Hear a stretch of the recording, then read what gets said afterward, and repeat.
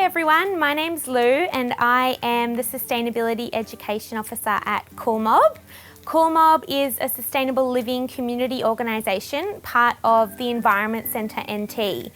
And we do a lot of school education and community education via workshops and our website and social media to show you how you can live more sustainably in your homes. Today we're going to be making some beeswax wraps, which are used to store food to keep it nice and fresh and avoid single-use plastics like Glad Wrap. We're going to go through the whole process on how to make them, and you can join in by buying one of these kits with all of the ingredients in it, which will be available from Greenies in Rapid Creek. If you don't happen to grab one of these, you can follow the instructions which will be provided alongside this workshop and purchase the materials either locally or online. So if you're wondering why you would use a beeswax wrap, they make a fantastic alternative to using Glad wraps and plastic bags to wrap food once you're done with it. So this one I made yesterday. You can see that it's still quite pliable like a piece of cotton, but because of the wax and the resin on it, it is able to seal around things. So we're just going to put it around a bowl here, which could have leftovers in it, and the heat of my hands really helps it stick and mold to the bowl. So I'm not holding it there, and you can see how it's just sticking on itself. Another use for beeswax wrap is wrapping leftover fruit and vegetable scraps. So I've actually got a whole tomato in here, but if I was to cut this and maybe want to put half away for later, you can just wrap it up like this and then press the sides down and store it safely in the refrigerator.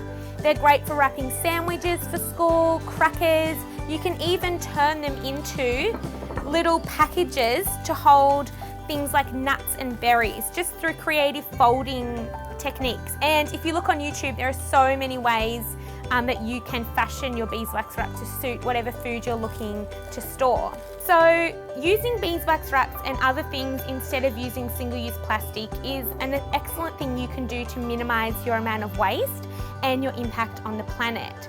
So things like Glad Wrap are made from chemicals and oil actually, and you think of all the resources that has gone in to make that product, and then we sometimes just use those to wrap something and then discard straight away. Like think of wrapping a sandwich for your child's lunch, they take it to school, they put that plastic in the bin. If you can use something like a beeswax wrap, the ones we will make in this workshop, they'll last you about a year if you take care of them properly. And the best thing about it is that you can re-wax if it starts to lose its tack and continue using. The less plastic that we do use at home, the better. And starting really small with this fun activity is a really easy way for you to change things up and take a small step to using less plastic. Once you start, you'll also notice how much plastic you were using, which is quite a fun little experiment to see how much waste we do generate. But CoolMob have been running these workshops with school children from as young as year 2 up to adult workshops, and they really are suitable for any age with some guidance, which makes it a great family-friendly workshop to participate in. So to get started, we'll go through what ingredients you need. So we're using some 100% beeswax, which has come from Ballina Honey, a family-run Australian business in New South Wales. We buy from them because we use a lot of the stuff for our school education, so it's important that we had a really large supply. We'll also be using some pine resin, which comes in really big chunks, but then you can squish and turn into powder just with your fingers like this. And we'll be using that because that provides a tacky element.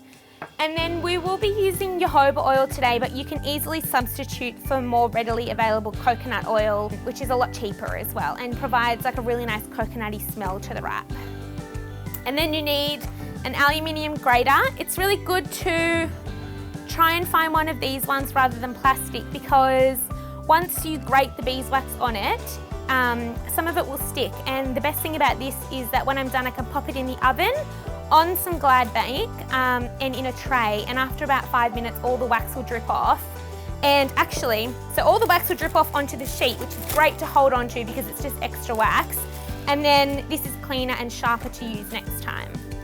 What else we need is an iron. This is a second-hand iron, which, because I do this a lot, it's important that I have a spare one because it can get a bit of wax on it, but if you do it carefully with the paper in between, your home iron should work just fine.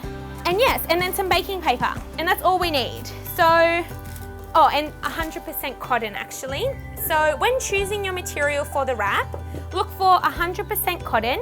You can upcycle old sheets or pillowcases that are in a fun fabric, or you can get it from a local fabric store. I got this stuff from Darwin at Dragonfly Fabrics in Rapid Creek, and the rest I got from off-cut bins in Spotlight, and some was also donated to Cool Mob from the community. So there's no shortage of fabric out there. Yeah, it's really useful to keep your old papers that you've used, because that excess wax will be great once heat is reapplied to it. It'll melt straight into your fabric.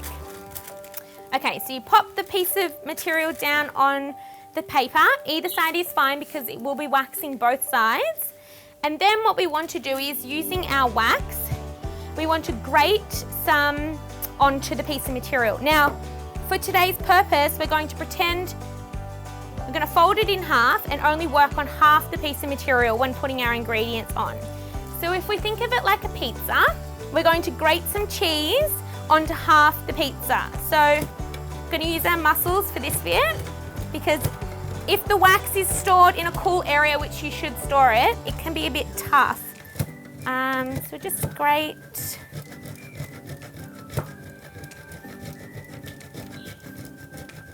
Okay, so once we've grated, we want to pick up the grater, dust off any wax that's caught in the inside there, put that to the side, and then we're going to move the wax over and spread it out like we would when making a pizza. So if this was the cheese on the pizza, we want it spread out quite evenly, and you can leave little gaps because that will all melt in really nicely.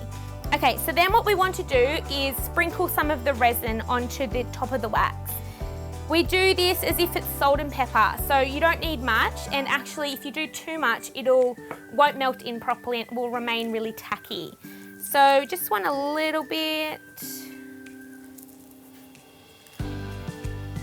Okay, so you can see it just looks like I've just salted the piece of material. And then with your oil, you really only need about a teaspoon, and you can just pop that on in the middle because it'll melt all the way through. Now these little kits that we've got enough in here to make 3 wraps at least. So that's quite a lot, and you'll actually probably have some leftover resin and wax left over from that, so you can always either get some more or make some more yourselves. Okay, so then we fold it over like this. So once we've turned it over, we want to get another piece of baking paper and put it on top. You can see again that this paper already has some wax on it, which will make my job a lot easier when I go to iron it in. And then we just wait for the iron to heat up. You can use it on the cotton setting because we are dealing with cotton and we want it to be quite hot actually. So while we wait for that to heat up, I might talk about some places where you can buy the wax from if you're looking. So sometimes the Rapid Creek markets sell the beeswax, although because they're not really happening at the moment as frequently, you might have to look online. You can definitely shop online from Ballina Honey in New South Wales, and they sell the resin as well, but you might also be able to find it a lot closer to home, reducing the distance that it's travelled to us. I know that this stuff is really difficult to find online, the resin, but this shop called Biome, B-I-O-M-E, they sell it online in little packs, which is good to know. Okay, so the iron's ready, nice and steamy, and we're going to press down through the paper and try and press some of that wax all the way to the areas of the piece of cotton. So we'll just sit here for a moment. You can see it getting quite oily underneath the paper and running out, and we just want to push it out so we can see it's going to the edges. Okay, you can check on it by just pulling over the paper, and it's quite hot here. Using just the edges, tear it apart to make it go flat, because now everything would have melted through both sides.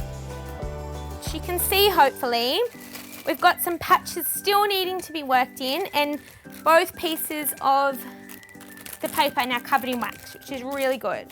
So put that back down and we'll iron over it again, working through all that wax and resin to make sure it's all melted right to the edges. You can probably see all this wax seeping out as well, which means we've got the right amount on, which is good. Okay, then you can tell it's ready when you flick it back and you can see the wax has gone through all the way, right to the edges where they're nicely waxed on the shearing there. And there you have it, you just shake it off. I've got some lumps here actually, I might iron them back in. And this will probably happen to you as well. And don't stress if you can't get rid of any of the excess wax, because that'll just mean that your wrap will last you longer. Okay, that looks much better. Okay, so we just wave around for a few seconds so it's cool enough to touch. And then it's done. The best place to store it in Darwin, because it's so hot, is by rolling them up and storing them standing in a cup in the fridge. That keeps them really fresh. And when using them, once they're used, just rinse them in soapy water and then hang them over the dish rack. I would recommend against wrapping raw meat in them. And if you're using one for cheese, have that as your designated cheese wrap, because it will hold the smell even if you wash it. Okay, so there we have the end of our workshop. If you have any questions or come up across any challenges when doing your own kits and beeswax wraps, definitely reach out to Cool Mob via our Facebook, and we're really happy to help, and we'll have some instructions on there as well. And happy creating. We would love to see what you end up making, so definitely tag us on Facebook and Instagram at Cool Mob. As this workshop is being put on by the Nightcliff Sea Breeze Festival, it would be great to tag them as well. And you can even tag Wastewise Sea Breeze. Make sure you tag us on Instagram. We're at Cool Mob, #CoolMob, #WasteFreeNT, #SeaBreeze, and #WasteFree, #Wastewise Sea Breeze. And I can't wait to see what you create.